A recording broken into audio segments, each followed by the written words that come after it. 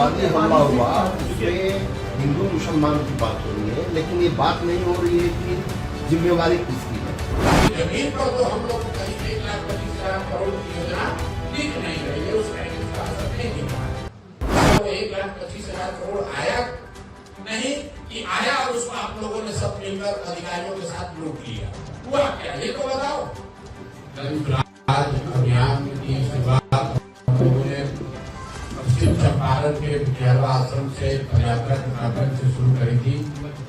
पिछले साल 2 अक्टूबर को उस पूरे अभियान की परिणति के तौर पर, पहले चरण की परिणति के तौर पर बिहार के करीब 1 करोड़ लोगों ने मिलकर एक राजनीतिक दल का गठन किया है जिसका नाम है जन स्वराज। बांका में हम लोग अभी तक पदयात्रा के जरिए नहीं पहुंच पाए हैं, लेकिन मैं बांका में पहले एक बार आया हूँ। लेकिन दल बनने के बाद ये बांका की मेरी पहली यात्रा है, पहली बार मैं यहाँ आया हूँ। आज गौरैया में एक छोटी सभा है। उसके बाद जैसा कि पहले से घोषित है 20 मई से छपरा, जिसको सारण जिला भी कहते हैं, वहाँ जेपी के गांव हिसाब दियारा से बिहार में व्यवस्था परिवर्तन के लिए बिहार बदलाव यात्रा की शुरुआत होगी, जिसमें हर दिन 120 दिन में 240 विधानसभाओं में गांव, पंचायत, ब्लॉक, प्रखंड हर जगह हम लोग जाने की कोशिश करेंगे। बिहार में बदलाव के संकल्प के साथ बिहार में भी तरक्की हो, बिहार में भी बच्चों के लिए पढ़ाई और रोजगार हो, बिहार में भी सही मायनों में जेपी के सपनों के अनुसार व्यवस्था का परिवर्तन हो। इस लक्ष्य के साथ अगले 4 महीनों में हम लोग बिहार के 240 विधानसभा क्षेत्र में मैं खुद जाऊंगा। उस दौरान मैं बांका में भी, यहाँ पर जो विधानसभा क्षेत्र है उसके हिसाब से 3-4 दिन तो लगेगा ही लगेगा।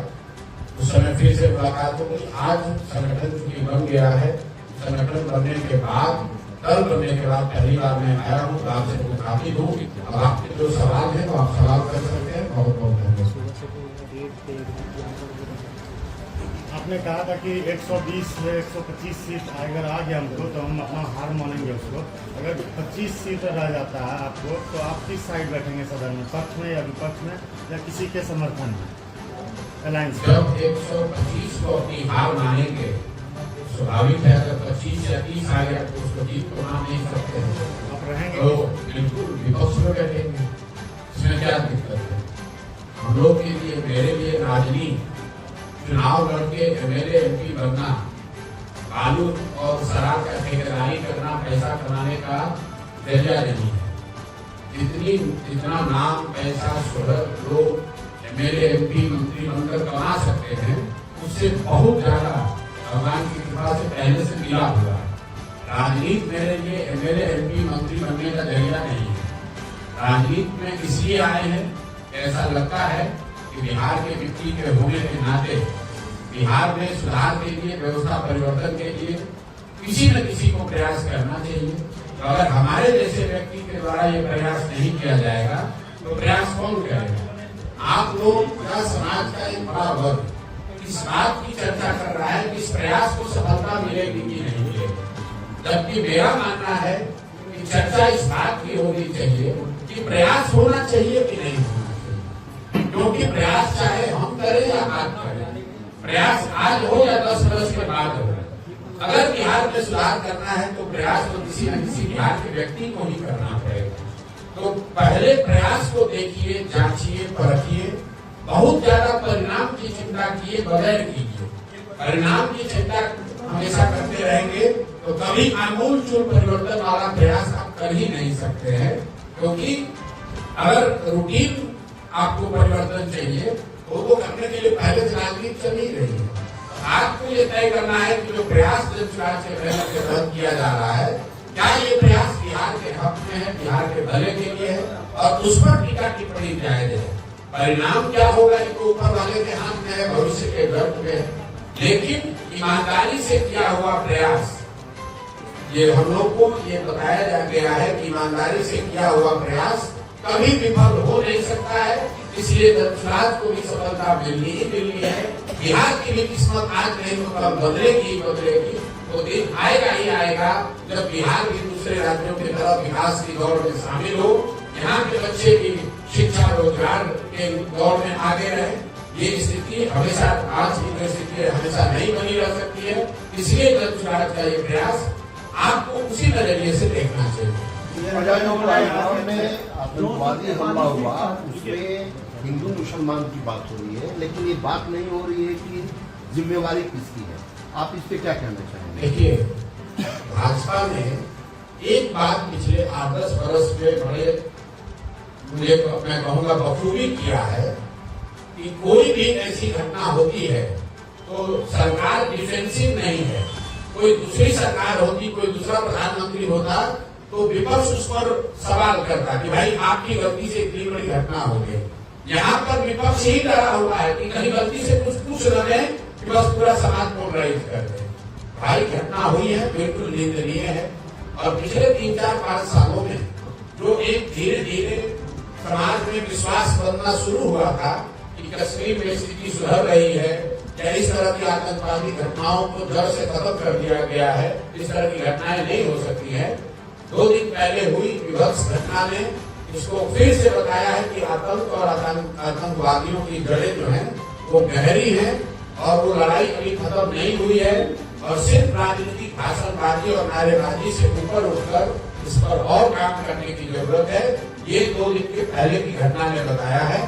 बात किसी जाति, धर्म, पक्ष विपक्ष का नहीं है। देश का हर व्यक्ति, चाहे वो किसी जाति का हो, किसी धर्म का हो, किसी दल का हो, किसी विचारधारा का हो, वो इस तरह की घटना की निंदा करेगा ही करेगा। आतंक फैलाने वाले लोगों की ना कोई जात है, ना धर्म है, ना वो हिंदू है, ना मुसलमान है। आज से 15-20 साल पहले पंजाब में जो खालिस्तान की गतिविधि चल रही थी, खालिस्तान आंदोलन चल रहा था, तो हमने आप में से कई लोगों ने देखा सुना होगा कि बसों से हिंदुओं को उतार कर मारा जाता। वहां पर तो मारने वाले मुसलमान नहीं थे। तो चाहे मारने वाला सिख हो, हिंदू हो, मुसलमान हो, अगर कोई हिंसा करता है, निहत्थे पर गोली चलाता है तो अपराध है, जघन्य अपराध है, उसकी निंदा होनी चाहिए। ऐसा कुकृत्य करने वालों को हर संभव, हर तरह से कड़े से कड़ा सजा का प्रावधान करना चाहिए। मोदी जी का बिहार दौरा है, क्या कहेंगे? मोदी जी का बिहार दौरा है तो ये कहेंगे कि मोदी जी विकास के लिए बिहार में क्या कर रहे हैं, नहीं कर रहे हैं, इस पर तो चर्चा हो न हो। मोदी जी से आग्रह ये करेंगे कि कम से कम देश के सबसे गरीब और पिछड़े राज्य बिहार में लोगों के पैसा से प्रचार करना बंद कीजिए। आज मोदी जी आ रहे हैं, आपने देखा होगा सरकार ने बाकायदा ऑर्डर जारी किया है कि पंचायती राज से जुड़े हुए जितने पदाधिकारी हैं, जनरल एडमिनिस्ट्रेशन से जुड़े हुए पदाधिकारी सरकारी खर्चे पर, मतलब आपके हमारे पैसे से पूरे बिहार से लोगों को इकट्ठा करके मजदूरी ले जा रहे हैं। अब आप बताइए, आप प्रधानमंत्री हैं, भाजपा देश की सबसे धनी पार्टी है, अगर आपको लोगों से संवाद करना है तो गरीब बिहार के लोगों के पैसे से क्यों प्रचार कर रहे हैं? दूसरी बात, आज मोदी जी आ रहे हैं तो आपके माध्यम से मेरा एक ही सवाल होगा कि मोदी जी 2015 में आरा की सभा में उन्होंने घोषणा की थी कि बिहार के लिए वो 1,25,000 करोड़ का पैकेज दे रहे हैं। तो 2015 से अभी हम लोग 2025 में 10 वर्ष हो गया। मोदी जी को ये बताना चाहिए वो 1,25,000 करोड़ रुपया उन्होंने भेजा कि नहीं भेजा, क्योंकि यहाँ राज्य में मोदी जी की और नीतीश कुमार की सरकार है, केंद्र में भी एनडीए की सरकार है। तो 2 ही बात हो सकती है, या तो मोदी जी ने पैसा भेजा नहीं, या फिर पैसा भेजा जिसको यहाँ पर जदयू और भाजपा की सरकार ने लूट लिया। क्योंकि जमीन पर तो हम लोग कहीं 1,25,000 करोड़ की योजना दिख नहीं रही है, उस पैकेज का असर नहीं दिख रहा है। तो भाई 2 ही संभावना है, या तो मोदी जी को हमको पैसा दिए नहीं, या फिर उन्होंने पैसा दिया और उनके साथी दलों के नेताओं ने, जिसको लोग डबल इंजन कहते हैं, जदयू भाजपा के सरकार के मंत्रियों ने, नेताओं ने उस पैसे को लूट लिया। तीसरी तो कोई संभावना हो नहीं सकती है। तो कोई आगे की बात करे, आगे घोषणा करे, इससे पहले मोदी जी को इस बात को, भाजपा के उनके साथियों को ये स्पष्ट करना चाहिए। और आप लोगों से भी आग्रह करूंगा, मोदी जी तो आपसे मिले नहीं, प्रधानमंत्री हैं, लेकिन कम से कम जदयू और भाजपा के जो नेता मिले उनसे ये सवाल जरूर पूछिएगा कि सर वो 1,25,000 करोड़ आया नहीं कि आया और उसको आप लोगों ने सब मिलकर अधिकारियों के साथ लूट लिया, हुआ क्या ये तो बताओ। व्यवस्था परिवर्तन की बात की जाती है, सरकार आई तो पहले कौन सी व्यवस्था का परिवर्तन किया जाएगा? सबसे पहली जो व्यवस्था का परिवर्तन किया जाएगा वो साल भर में यहाँ पर पलायन को रोकने का हर संभव प्रयास किया जाएगा, पलायन को रोक दिया जाएगा। तो पहली घोषणा है कि नाली गली जब बने तब बने, स्कूल अस्पताल जब सुधरेगा तब सुधरेगा, लेकिन साल भर के अंदर यहाँ से युवाओं का पलायन बिल्कुल रोक दिया जाएगा। इसका मतलब ये नहीं है कि हर युवा को रोजगार नौकरी मिल जाएगी, लेकिन कम से कम 10 से 12-15 हजार रुपए के रोजी रोजगार मजदूरी के लिए किसी को बाहर न जाना पड़े, इसके लिए व्यवस्था बनाई जाएगी। इसका पूरा ब्लूप्रिंट भी हमने जारी किया है, इसको कैसे किया जाएगा। इसको करने के लिए हर साल बिहार के बैंकों के द्वारा जो 2-2.5 लाख करोड़ रुपया बिहार के लोगों का दूसरे राज्यों में भेजा जा रहा है उसको रोका जाएगा। जब पूंजी का पलायन रुकेगा तो बुद्धि का पलायन रुकेगा। जिस दिन बिहार में पूंजी और बुद्धि का पलायन रुका उस दिन श्रम का पलायन अपने आप रुक जाएगा। तो पहली प्राथमिकता है बिहार में पलायन को रोकना। दूसरी प्राथमिकता ये है कि 15 साल से कम उम्र के हर बच्चे के लिए कम से कम बढ़िया पढ़ाई की व्यवस्था हो। और इसका भी ब्लूप्रिंट जो हमने बताया है, सरकारी विद्यालयों को ओवरनाइट ठीक नहीं किया जा सकता है। कम से कम 4 से 5 वर्ष लगेंगे। अगले 10 वर्ष में 5 लाख करोड़ रुपया अगर खर्च किया जाएगा तब जाकर बिहार में विश्व स्तरीय प्राथमिक और माध्यमिक विद्यालयों की स्थापना की जा सकती है। लेकिन 10 वर्ष में वो काम किया जाए तब तक लोगों की पढ़ाई तो रुक नहीं सकती है। तो जन स्वराज ने घोषणा की है कि जब जन स्वराज की व्यवस्था बनेगी तो हर गरीब व्यक्ति को, हर गरीब परिवार को ये अवसर होगा कि अगर सरकारी विद्यालय आपके एरिया में ठीक नहीं है, वहां से खिचड़ी बट रही है, वहां पढ़ाई नहीं हो रही है, तो आप अपने बच्चे को प्राइवेट स्कूल में भेजिए और उसका फीस एक रेगुलेटेड फीस सरकार की ओर से आपके लिए भरा जाएगा ताकि गरीब से गरीब का बच्चा भी बेहतर स्कूल में पढ़ सके। ऐसा इसलिए कि जन स्वराज का मानना है कि 15 साल से कम उम्र के बच्चों को इतनी अच्छी शिक्षा मिलनी चाहिए कि वो आगे चलकर व्यवस्था पर बोझ न बने। तो पलायन रोकना पहली प्राथमिकता है, बच्चों की शिक्षा को सुधारना दूसरी प्राथमिकता है, और जो तीसरी बात हम लोग कह रहे हैं कि 60 साल से ज्यादा उम्र के हर महिला पुरुष को, जिसको सिर्फ 400 रुपया पेंशन मिल रहा है, जिसमें दिव्यांग और विधवा भी शामिल हैं, वो जीवन का बेसिक चीज उनको हासिल हो, इसके लिए उनको 400 के बजाय कम से कम 2,000 रुपया मासिक पेंशन जरूर मिल जाए। पलायन रोकने के लिए 2 और बातें हम लोगों ने कही है।